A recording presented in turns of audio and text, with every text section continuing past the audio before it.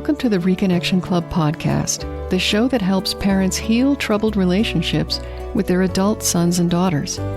I'm your host, psychotherapist Tina Gilbertson. Each week, I'll offer you compassion, clarity, and personal development tips designed to help you reconnect, not only with your child, but with yourself. Now let's get started.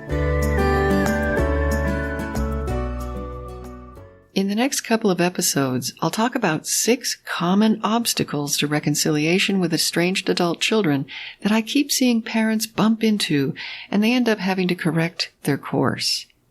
I hope that knowing about these obstacles and preparing for them will save you from unnecessary heartache and wasted time. I'm going to go through the first 3 obstacles today, and then I'll do 3 more next time. And I might add to this series in the future, but for now, it's just a 2-part series starting today with part 1, and I'll talk about 3 today and 3 in the next episode, part 2. In this series, I'm not going to talk about obstacles over which you have no control, such as unpleasant in-laws, mental illness in your adult child, or other people bad-mouthing you and encouraging your child to stay estranged. Not to say that those may not be obstacles for you, but I have to focus on what's within your control that you can do something about. Otherwise, this podcast wouldn't be very useful. With that in mind, in no particular order, here are the first 3 of 6 very common obstacles that can frustrate parents' efforts to reconcile with an adult child, and, of course, what you can do to get past them. Obstacle number 1, confusion.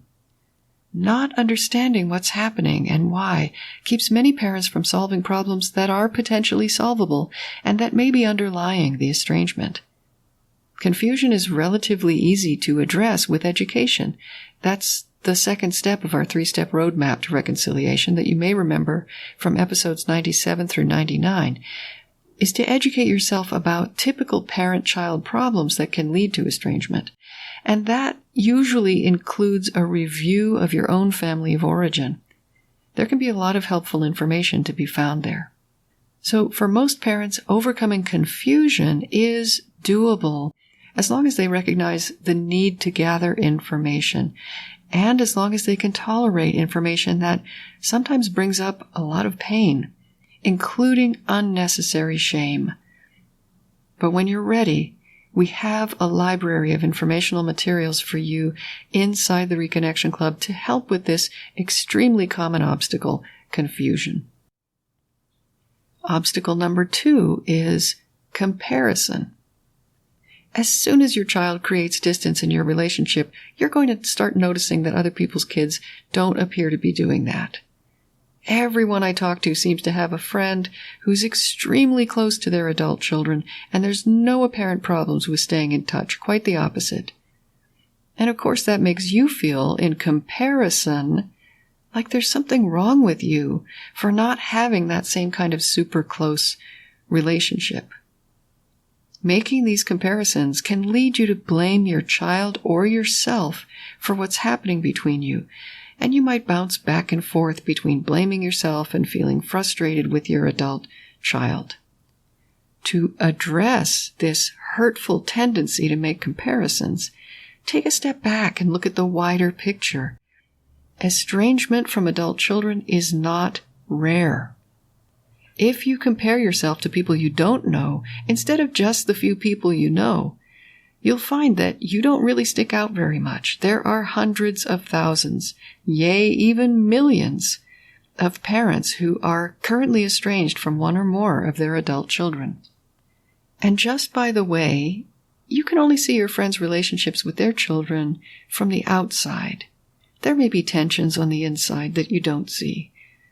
I'm sure there are people in your life who don't know the full extent of the trouble that you're having with your adult child or children. So remember that part of what you're witnessing among the people in your social circle is curated content. You're hearing all the wonderful bits, but there may be less wonderful bits that aren't so readily shared. Obstacle number 3, defensiveness. If the first two obstacles, confusion and comparison, got married and had a baby, it would be defensiveness. The thought that underlies this obstacle is, what did I do that was so bad? So you see, there's the confusion, the what did I do, and the comparison is, why me and not somebody else? That's why defensiveness seems to me like it comes from a combination of confusion and comparison.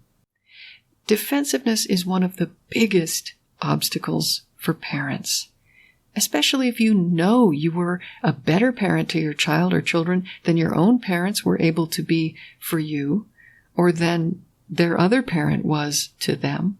You're more likely to feel defensive in the face of your child's implied or overt criticism. Now, defensiveness is a natural reaction when we feel attacked. There's nothing pathological or immoral about feeling defensive. The only problem is that most of the time, estrangement by adult children is not about attacking their parents. It just really feels that way sometimes. Defensiveness shuts down the very communication that could help you work through problems together with your child. Whenever we're on the defensive, we're not able to offer empathy or validation to the person who's attacking us, which is not surprising, of course. But empathy and validation could be exactly what's needed to heal the rift and overcome estrangement. So, how do you get past this obstacle of defensiveness?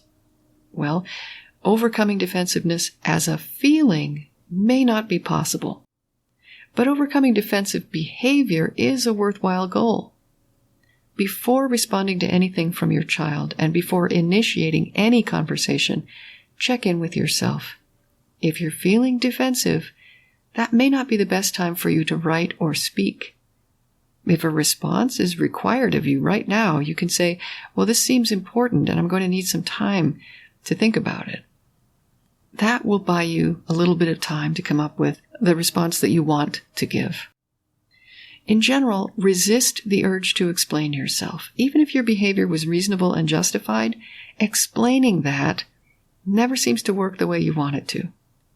To be clear, you have every right to defend yourself if you feel attacked.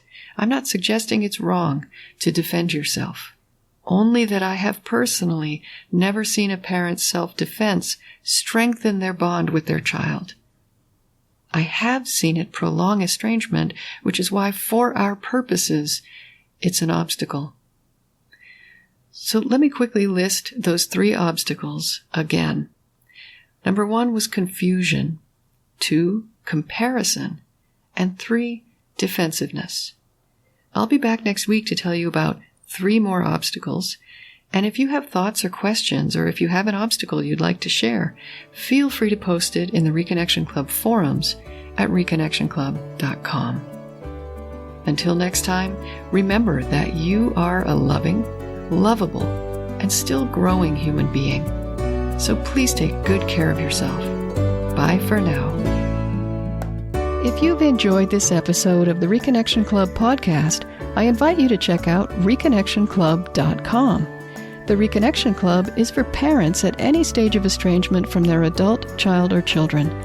So whether you've just realized there's trouble between you, you've been living with estrangement for years, or you're newly reconciled but still walking on eggshells, the Reconnection Club is your essential resource for information, support, and continued personal growth.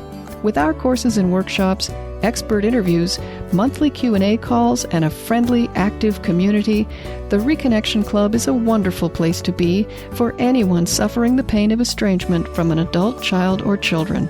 So check it out at reconnectionclub.com.